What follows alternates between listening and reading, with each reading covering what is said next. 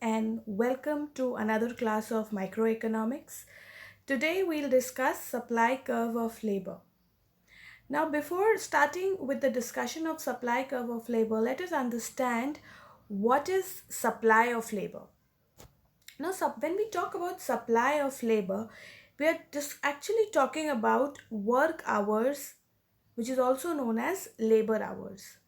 So, one labor hour means one labor working for 1 hour. All right. Now, this labor hour can be increased in two ways. First, that the same number of workers are working for longer hours. For example, there are 10 workers who are working for 8 hours in a day. Now, those 10 workers are working for 9 hours a day.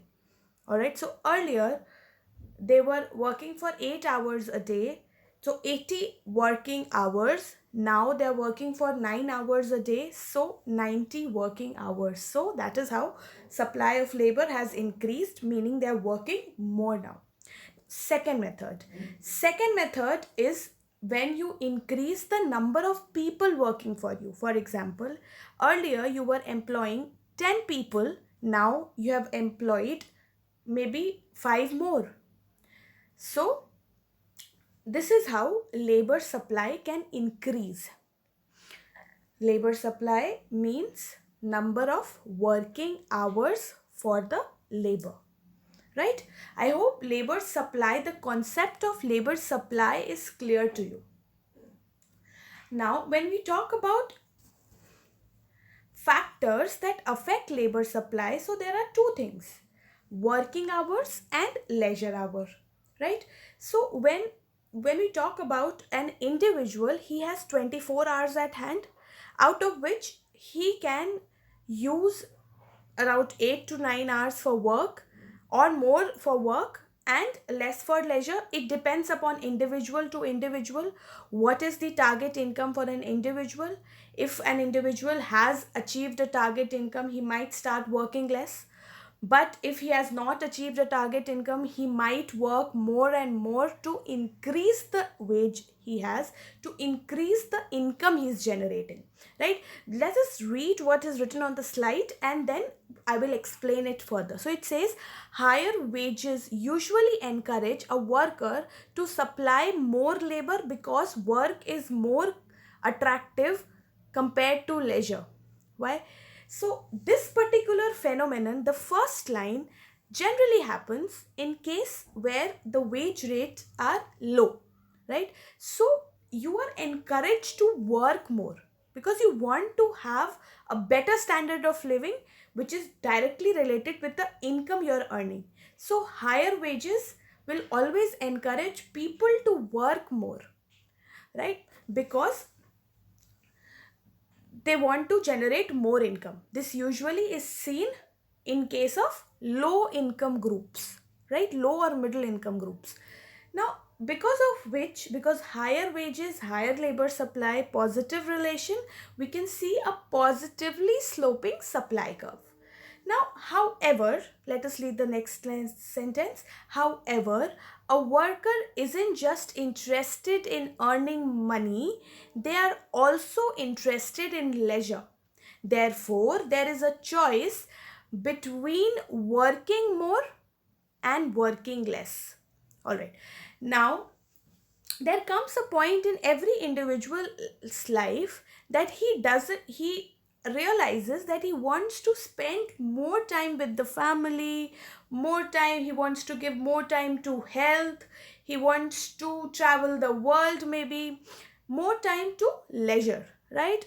So we, from this point we can understand that there is a trade off between work and leisure. When we talk about trade off, it means you can choose either of one. You cannot do both of them at one time. You can either work or you can choose leisure.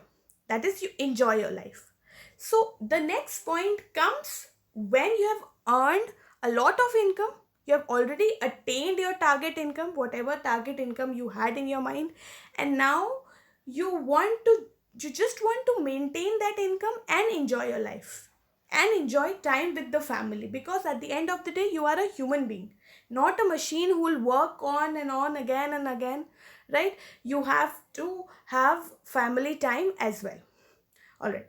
Now, these are the two factors which affects labor supply. Going to the next slide, which is the curve, a very important curve. As you can see the shape, it is a backward bending curve, right? Backward bending curve, which shows in the earlier part till W2, the slope of the curve is positive.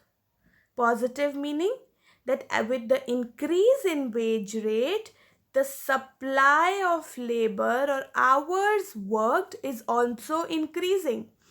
While in the next half, wherein this half we are talking about, so with the increase in wage rate further, the supply of labor has fallen down, which is showing negative slope.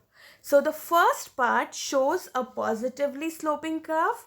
Positive means high wage rate, high hours worked. And in the next graph, which is above W2, it shows negative slope, which shows high wage rate but low hours worked or less hours worked. Now, why is this happening? Why is the labor supply curve not like a usual labor supply curve, which is upward sloping, right? In most of the cases, we mostly see a supply curve to be upward sloping, positive supply curve, right? But this type of supply curve is seen in case of individuals, right? We are not talking about an industry or an economy over here. We are just talking about an individual, a person who has started working. When he is earning low income at about W3, as you can see in the graph, so when he's at W3, he feels that he has to earn more and generate more income. So he works more, right? Till the point W2. Now, till W2, he's working more and more because he feels that it is better to work more than to enjoy leisure time, right? Because here you can say that substitution effect is greater than income effect. Ab substitution effect, what is substitution effect? It is the effect of substituting one thing for another, right? Here you're substituting what you're substituting work with leisure, right? You're working more because you feel the opportunity cost of work is higher than the opportunity cost of leisure, so you will work more till you have attained a target income of W2, right? Here W2, once you attain that income, you start to feel, or individuals start to feel, that now is the time I should spend more time with family. And post that, what happens is you attain an income and then you start working less.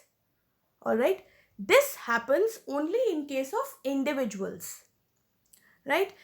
I hope the graph is clear now. Now let us look at the reasons and read the reasons and understand it further. So, reasons for backward bending supply curve. First is substitution effect of a rise in wage. Let me read it. With higher wages, workers will give greater value to working than leisure. With work more profitable, there is a higher opportunity cost of not working. The substitution effect causes more hours to be worked as wage rises. All right, so let us understand this. So in this particular portion, your substitution effect is greater than income effect. All right, here the opportunity cost of not working is higher than the opportunity cost of working, right? So next is income effect of a rise in wages. This occurs when an increase in wages causes workers to work fewer hours, right? This is because workers can get a higher income by working fewer hours, therefore, they may work less. Therefore, after wage rise, workers may work less because they can get target income with fewer hours spent working. As mentioned earlier, that once you achieve a certain target income, you will work less because now you're giving more attention to leisure. In this, we can show this with the help of graph as well. So in this particular portion, in the upper portion, your income effect is greater than the substitution effect. You are not substituting work for leisure, rather you are enjoying leisure more because you have attained a target income. All right, with this we are done with supply curve of labor. Now in the next class, we'll be discussing theory of interest. If there is any problem with any of the any point is yet not clear, then we can discuss it in the class that will happen in some time. Thank you.